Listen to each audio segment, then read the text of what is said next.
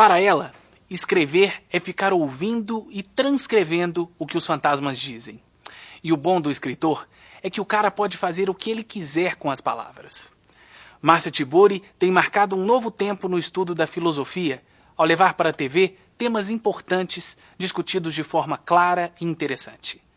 Neste papo, ela fala sobre filosofia, ética, conteúdo na televisão, amor à vida e aos livros. Vamos com ela nessa viagem filosófica.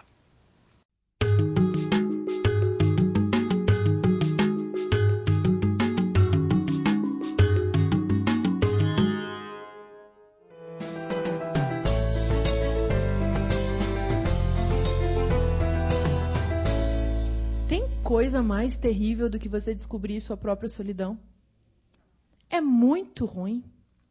É muito ruim quando você se dá conta que não adianta casar, não adianta ter filho, não adianta ter pai, não adianta ter irmão, não adianta ter amigo, não adianta ter nada, não adianta escrever, não adianta pintar, não adianta trabalhar, não adianta contemplar, não adianta saber que existe o cosmos, não adianta. Tem uma coisa que é você, que não é o outro, que é você, que você não vai poder trocar de lugar com o outro. Tem um lugar lá que é intransponível, que é indizível, que você não pode compartilhar, que você pode ficar conversando, dialogando, tagarelando o dia inteiro com as pessoas, você pode ler tudo, você pode tentar transmitir todas as informações, pode fazer poesia para morrer, e tem um lugar lá que é o lugar que você se dá conta que, na hora da sua morte, naquelas horas que você tem plena consciência de que você é um ser que vai morrer, eu não gosto de falar que é finito, que eu acho muito bonito, a gente vai morrer mesmo. E naquela hora, assim, naquela hora você é só você. Você com a chance de você olhar para o seu próprio caleidoscópio, sabe? Se você tiver a chance das visões caleidoscópicas dos outros e de você mesmo, você se salva pela multiplicidade da sua experiência, porque no fundo, daquela solidão intransponível, aí você estilhaça e vira muita coisa, sabe? Então, para mim, esse eu romântico, porque eu acho que esse meu livro... Alguém perguntou esses dias, algum jornalista daqui que estava falando do livro, alguém perguntou, mas Magnólia é romântica? Sim, tão romântica quanto o eu é para uma mosca dentro do cosmos, sabem? Sabe o eu romântico, aquele negócio de eu me descobri? Meu Deus, que fascinante. A minha mosca é isso, sabe? É uma tremenda de uma ilusão de que o mundo gira ao seu redor. E, ao mesmo tempo, isso é intransponível. Você não vai poder escapar da experiência de que o mundo gira ao seu redor. Só que, quando você descobre isso, você descobre que você está, para a condição humana, como uma mosca para o cosmos. Né? Aí, na Mulher de Costas, eu escrevi os dois ao mesmo tempo. Então, só que o Magnólia eu escrevi muito mais. Escrevi muito mais porque é um livro muito mais falso. Quanto mais a gente escreve, mais falso é. E melhor é. O terceiro que eu estou escrevendo, ele é muito falso, porque eu escrevo muito. E a Mulher de Costas, ele é muito mais sincero. E talvez, do ponto de vista meramente assim, formal, ele não seja tão interessante quanto Magnólia. Magnólia, aliás, eu estava dando uma olhada hoje e estava pensando, nossa, eu arrancaria um monte de palavras. E daria uma enxugadinha, sabe, em umas coisas que eu escrevi. Mas a Mulher de Costas também é a mesma experiência de solidão profunda, só que aí é uma solidão que tem um acompanhante, que é o próprio corpo dela, que é o corpo de um réptil misturado com um anfíbio, misturado com um humano. Ela vive uma figura híbrida. E aí ela tem que carregar esse corpo numa travessia que ela faz de um deserto até o outro deserto. E esse livro é um livro muito... Eu não sei, vocês sendo mineiros, eu não sei o tanto que vocês vão gostar, mas os gaúchos não gostaram, porque eu acho que nem leram. Mas, sério, é um livro muito gaúcho, porque é um livro que conta uma história gauchesca, uma lenda do que o Simões Lopes Neto contou também, com a versão dele, só que eu contei com a minha, porque é uma lenda que chama a Salamanca do Jaral, que é a história de uma princesa moura encantada, que veio do Oriente Médio para o deserto gaúcho, que o Rio Grande do Sul tem deserto, e ela é encantada para ser escondida dos homens maus, ela é encantada na forma de uma salamandra, que é um anfíbio. E ela e os pais dela, que são entendidos de bruxaria, fazem uma mancomunação lá com as bruxas, colocam um rubi na cabeça dela para ela ser distinta das outras salamandras. Então, tem uma história dela, ela é contada pelo Simões Lopes Neto como sendo uma mulher perversa, ela é uma ninfa, ela é uma ondina, ela é uma figura da água. E ela é assustadora e como mulher e ao mesmo tempo maldita e malquista dentro daquela cultura machista, sexista, enfim. E o que acontece é que eu fiquei ouvindo essa história quando era garota demais, e aí eu resolvi contar a história do ponto de vista dela. Até porque, para quem leu primeiro o prólogo da história, um dia eu estava numa biblioteca uma biblioteca que era de uma pessoa da minha família, e eu abri um dicionário, daqueles dicionários antigos, analógicos, e eu abri e lá dentro tinha uma lagartixa que tinha sido comida pelo livro.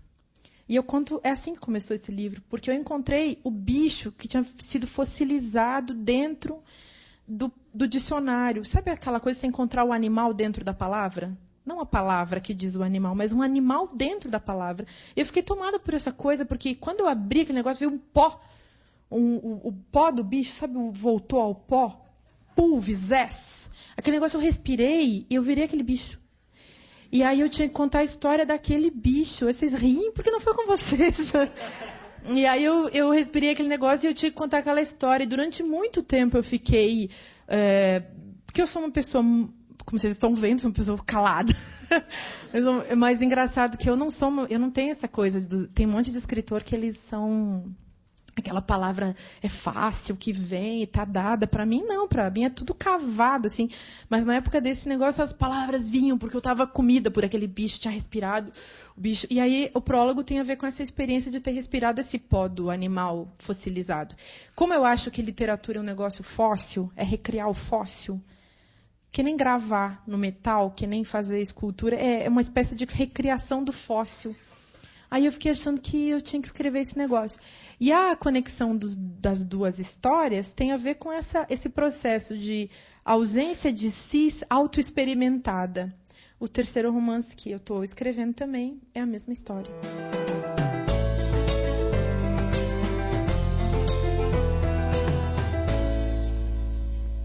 Eu acho que um pouco tem, sim. A moda ela sempre serve para mostrar alguma tendência necessária, alguma coisa que as pessoas estão precisando viver. Não sei se é para o bem ou para o mal, mas elas estão precisando viver aquilo. Então, por isso que fica, às vezes, alguma coisa fica muito em evidência.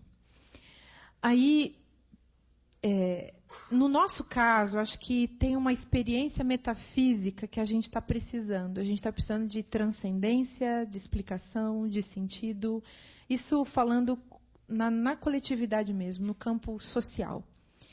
E é como se uma certa consciência, não tanto uma consciência pensada, mas sabe aquela consciência inconsciente que aflora?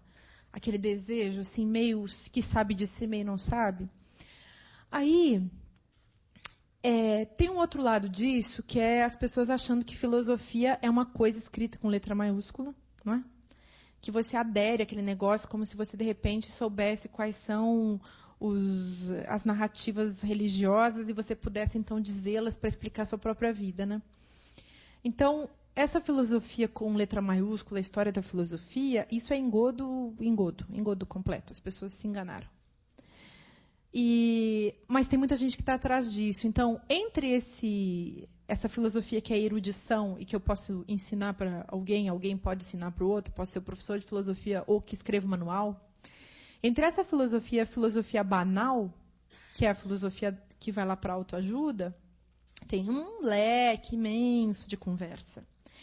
E eu gosto de pensar a filosofia não como uma teoria pronta que você lê no livro, mas como uma conversação, uma prática da vida que você tem no cotidiano. Por isso que filosofia é tão difícil, porque filosofia não pode ser só, olha, entendi tudo, agora eu te conto. A filosofia é como eu converso com você, e nesse meu não saber e no seu não saber, a gente cria algo incomum e, ao mesmo tempo, incomum, em comum e incomum, que ninguém sabia, que nós não sabíamos e que transforma as nossas ações. Isso eu acho que é filosofia. Por isso que é muito mais complicado, porque muito mais complicado do que decorar a crítica da razão pura e o mundo como vontade de representação do Schopenhauer e seus argumentos lindos e maravilhosos, é a gente conseguir conversar de verdade, enfrentando nossas ignorâncias e nossos supostos saberes. Isso é que é dureza. Eu acho que a filosofia se tornou moda no Brasil há poucos anos. Quando? Depois da ditadura. Aí as pessoas começaram a voltar a estudar filosofia. Tem muita gente que estudou filosofia nos anos 60 e nos anos 50 e que se orientou para outras áreas porque foi proibida a experiência do pensamento. Aí, ao mesmo tempo, a filosofia dentro do mundo acadêmico, ela também se transformou simplesmente num reservatório importante, sem o qual não haveria filosofia em lugar nenhum, mas um reservatório dessa historiografia das ideias.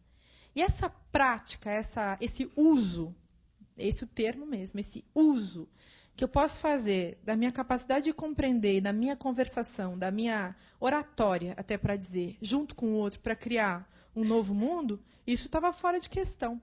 Quando eu estudei filosofia na faculdade, no final dos anos 80, a gente não tinha ninguém que estudasse filosofia, na minha época, lá no Sul, onde eu estudava. Ou era gente que ia para a religião, ou alguém que estava procurando um negócio meio fácil assim para fazer um concurso público, depois sei lá o quê. Esse povo, em geral, enfim, ficou lá com a história da filosofia, mal e porcamente, e ninguém continuou. E eu acho que tem, claro, uma indústria de editorial, uma indústria cultural, uma indústria da mídia que está atrás da filosofia, mas eu acho que ninguém está entendendo direito do que se trata. Também não acho que eu entenda, nem que vocês entendam, mas eu só acho que a proposta é a do abismo, é a gente conversar sobre o que a gente não sabe para tentar encontrar uma outra coisa. E isso requer reconstrução de relação, reconstrução de política, reconstrução de comunidade, reconstrução de encontro, reconstrução de contato e um super esforço de leitura e de concentração nas texturas do ser, vamos dizer assim. Então, não é uma coisa que a gente, lendo qualquer revista de moda ou vendo qualquer programa de televisão, ou assim, não dá. Com todo respeito, com todo respeito.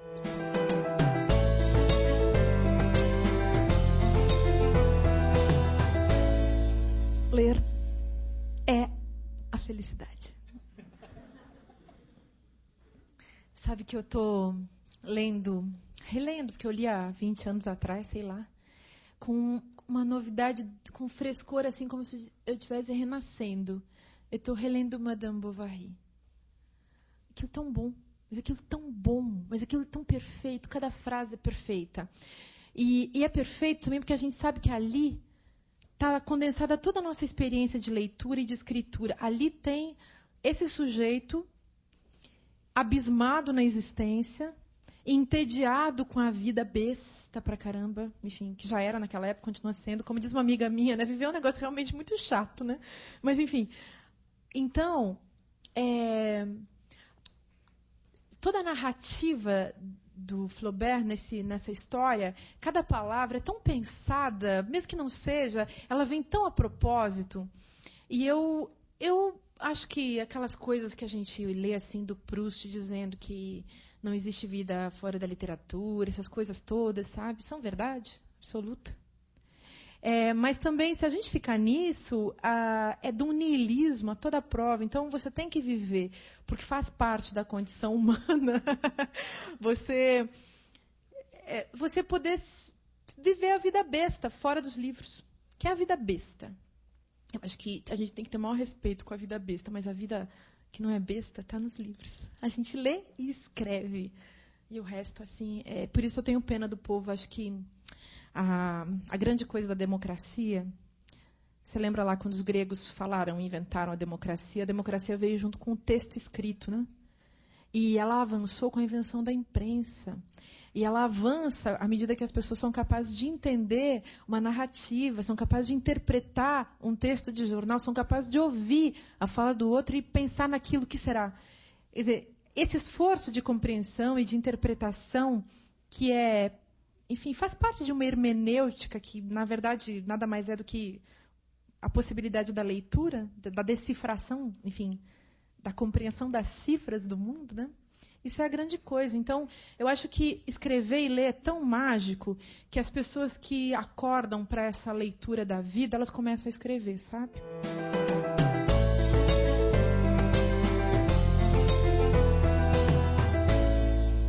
Porque eu acho realmente que só se produz, ou melhor dizendo, quase só se produz coisa muito ruim, e as pessoas quase querem ver só coisa muito ruim.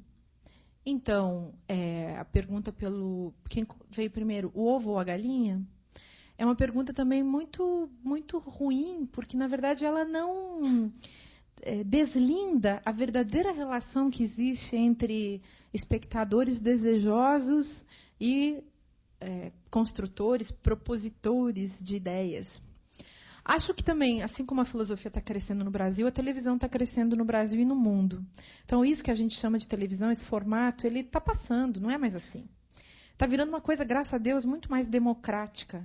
E, claro, como a televisão tem tudo a ver com democracia, porque a televisão sempre foi banal, ela cabe muito bem de, enfim, colocar tudo ali dentro. Então, ela meio que é um reflexo da sociedade. Quando você olha para qualquer tipo de programa, aquele programa tem de tudo. Inclusive esse que eu faço. Tem todos os tipos, não. Porque não tem as pessoas pobres ali dentro, bem pobres mesmo, que não sabem, que não tem nem compreensão, nem chance de travar, pobres digo culturalmente, chance de travar um mínimo de conversação. Mas eu acho que qualquer pessoa podia estar ali. Realmente, qualquer pessoa. Se você tirar, claro, a minha presença mais intelectual, que lá no programa fica, enfim, diluída, assim como acho que todas elas ficam diluídas numa outra coisa, porque o que conta ali é a interação. Eu acho que, enquanto fórum de debate de mulheres numa sociedade patriarcal, sexista, etc., eu acho o programa revolucionário. Acho o pessoal da TV muito corajoso de me ter ali. Acho que eu também sou muito corajosa de participar de uma conversa numa televisão, sendo que eu estudei Adorno, a vida inteira fiz tese, doutorado. Então, eu sou a pessoa que acho que todas aquelas conversas sobre a indústria cultural elas têm maior sentido. Mas, ao mesmo tempo, não é porque a cultura é lixo que a gente vai continuar fomentando o lixo. Mas acho que a indústria cultural produz lixo, lixo mesmo. E acho que a nossa cultura de um modo geral, e a nossa civilização produz muito lixo, muita guerra, muita injustiça, muita maldade, muita feiura, enfim. Mas acho que essa posição podia ser ocupada por qualquer pessoa. Quando eu fui parar nesse programa, chamaram muitas pessoas para ver quem compunha um diálogo possível. E agora o que eu acho que falta no Brasil, com todo respeito, intelectuais corajosos de participarem da esfera pública. Eu gosto muito da vida acadêmica. Eu sou um animal acadêmico. Na academia que eu me sinto bem, pessoalmente. Mas, ao mesmo tempo, eu não admiro em nada a covardia de tantos colegas acadêmicos que não se dispõem à conversação. Acho que a televisão é preconceituosa em relação ao mundo acadêmico, mas é também aberta em muitos aspectos. O contrário, o mundo acadêmico também é preconceituoso em relação à televisão e a outros meios de comunicação, mas também é aberto em muitos aspectos. Então, cabe às pessoas do nosso tempo construírem a ponte entre esses dois universos, o universo da informação, do conhecimento e o universo da comunicação. Eu sou professora atualmente de uma faculdade de comunicação. E eu falo muito para os meus alunos que tem uma diferença muito essencial entre comunicação e mídia. E que o desafio de quem hoje em dia trabalha na mídia é recolocar a comunicação dentro da mídia. Porque as instituições elas acabam, assim como nós temos que colocar de novo conhecimento dentro da academia. Porque ali também a gente encontra muitas vezes apenas a petrificação do conhecimento e não o nascedouro do conhecimento. Então, acho que cada instância tem seu defeito, acho que as instituições são plenas de defeitos, mas ninguém é tão essencial nesse mundo. O mundo continua, a gente passa. Acho que esse programa especificamente no futuro mais próximo, menos próximo, enfim, terá outras figuras ali dentro. E não acho que seja um lugar de eternidade, Deus me livre, nem para ninguém. Enfim, a vida é dinâmica. Mas acho que é uma experiência interessante, sem dúvida.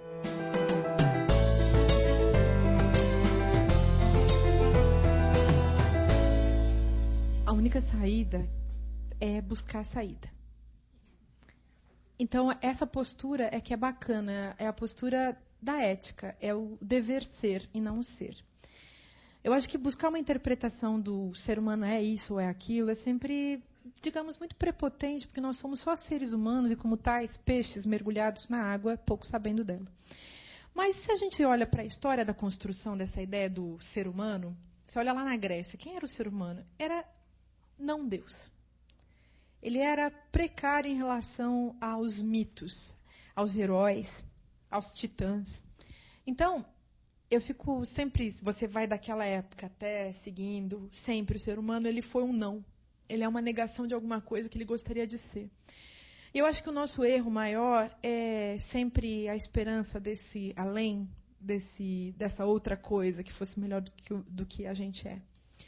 Então, se a nossa experiência é do erro, é da finitude, é da mediocridade, eu acho que devíamos olhar para ela com mais capacidade de pegar o nosso monstro no colo, sabe? E eu acho que isso falta. E assim como a gente não se perdoa, a gente não se acolhe, a gente também não acolhe o outro. Então vivemos assim numa guerra mesmo de todos contra todos, todo o tempo. E de instituições contra instituições, de pessoas contra pessoas, de grupos contra grupos, de país contra país, vendo quem ganha.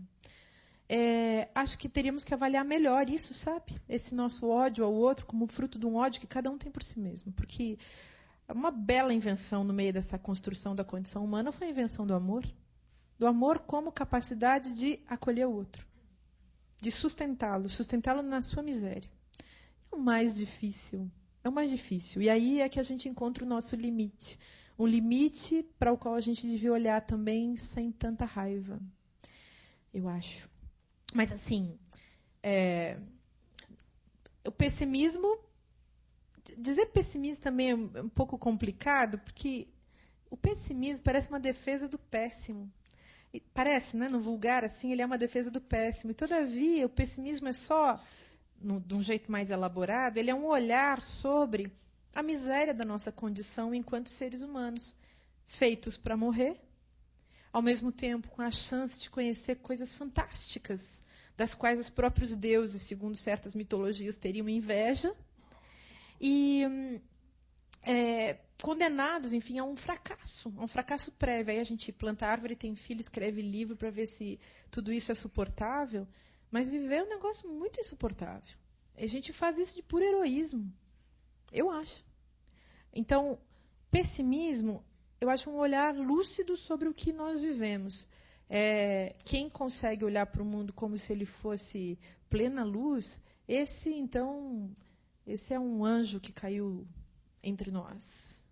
Mas ele é incomum. Eu não sei. Tem alguns por aí. Mas eu não sei.